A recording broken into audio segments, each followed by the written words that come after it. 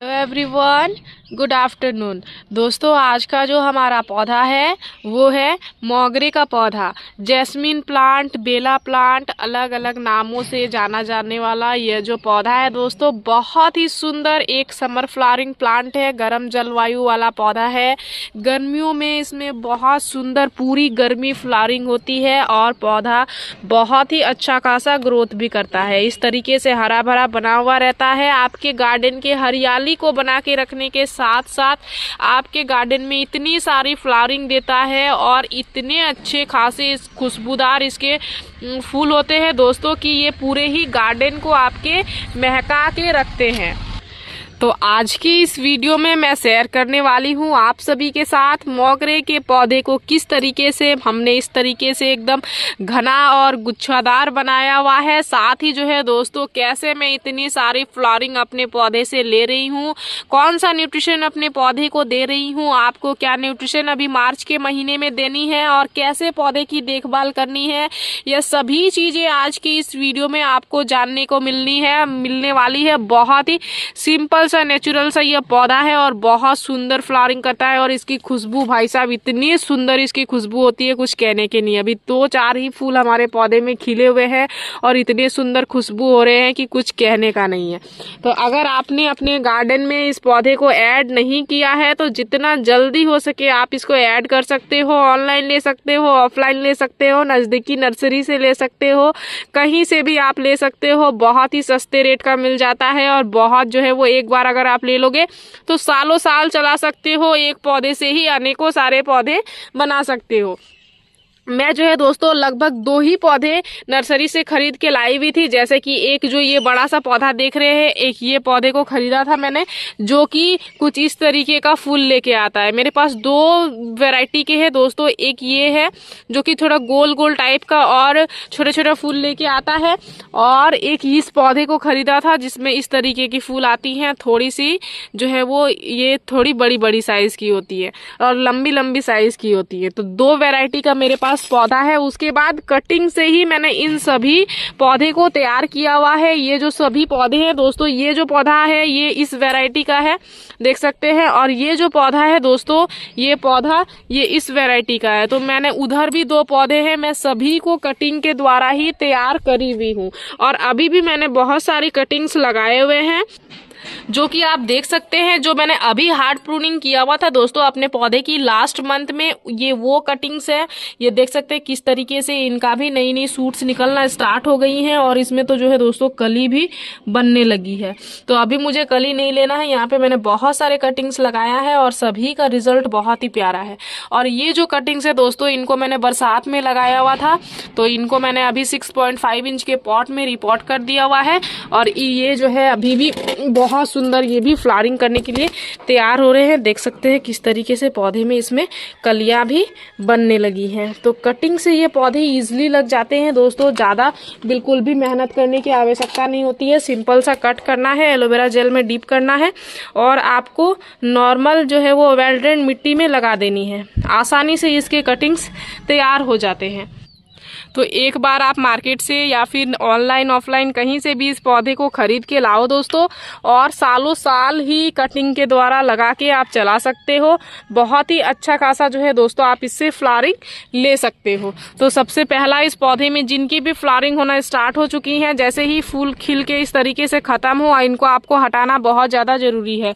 और अगर इस ब्रांच में पूरे ही हर एक नोड पे अगर फूल खिल जाएंगे तो आपको क्या करना है, ब्रांच को ही टिप से जो है वो कट कर देना है। जैसे कि ये तीनों फूल खिल के जब खत्म हो जाएंगे दोस्तों, तो 2 पत्तियों के नीचे से, जैसे कि ये जो 2 पत्तियां हैं, ये 2 पत्तियां, इन पत्तियों के नीचे से ब्रांच को यहाँ से कट कर देना है। इसको कट करने से क्या होगा, पौधे में फिर से मैक्सिमम नीचे से सूट्स आना स्टार्ट हो जाएंगी। और ये जो पौधा है हमेशा नई ब्रांच में ही फ्लावरिंग करता है, तो हमेशा आपको नई नई ग्रोथ लेनी होगी, तभी आप अपने पौधे में अच्छी खासी मात्रा में फ्लावरिंग ले पाओगे। तो इसके लिए कटाई छटाई समय समय पे करते रहनी है। जैसे ही फूल खिल के ख़त्म हो आप अपने पौधे की कटाई कर दो। आपका जो पौधा है वो ग्रोथिंग हार्मोन को एक्टिव कर देगा, पौधे में ग्रोथ होती रहेंगी, आपको अच्छी खासी मात्रा में फूल भी अवश्य मिलेंगी। तो इस चीज़ का आपको सबसे पहले इस पौधे में विशेष ध्यान देना है और धूप वाले जगह पर रखना है। पर्याप्त पौधे को धूप आपके पौधे को दिलाना बहुत ज़्यादा ज़रूरी है। तो मेरे पौधे में तो बहुत ही अच्छी खासी मात्रा में कलियाँ बनने लगी है दोस्तों। तो अभी चलिए मैं अपने पौधे को न्यूट्रिशन देती हूँ ताकि ये जो फूल है ये अच्छी खासी मात्रा में और भी खिले और हमारे पौधे को बहुत सुंदर जो है दोस्तों फूलों से एकदम भर दे। तो इसके लिए आज मैं जो न्यूट्रिशन का इस्तेमाल करूँगी वो एक लिक्विड न्यूट्रिशन होगा, क्योंकि अभी गमले की मिट्टी आप देख सकते हैं कुछ इस तरीके से हल्की हल्की सूखी हुई है। ऊपर से इस तरीके से हल्की हल्की गुड़ाई कर लेंगे। मिट्टी बहुत ही अच्छी खासी अभी सूखी हुई मिट्टी है, इस तरीके से गुड़ाई करना है हमें और हल्की हल्की ही गुड़ाई करना है।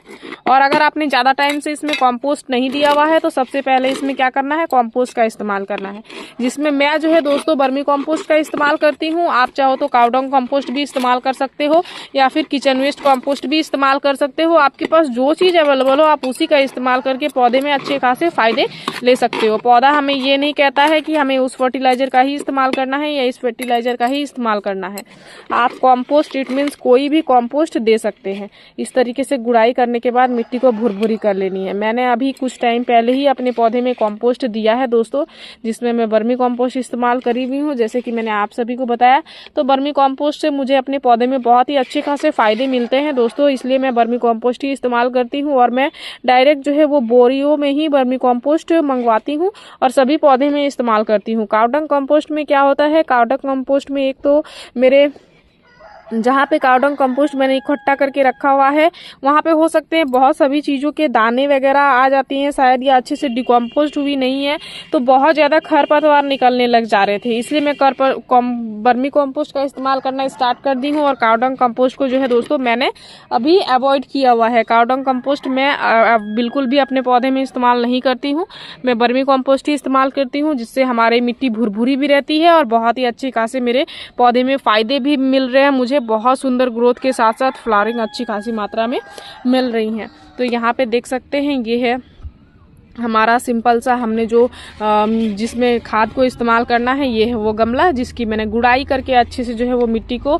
तोड़ भी लिया है, एकदम जो है वो भुरभुरा सा कर लिया है। अब हम लोग इसमें खाद को अप्लाई करना करेंगे शुरू। तो सबसे पहला चीज़ हम लोग यहाँ खाद के तौर पे जिस चीज़ का इस्तेमाल करेंगे दोस्तों वो है ये फिटकिरी, जो कि आप देख सकते हैं इसे एलम के नाम से भी जाना जाता है।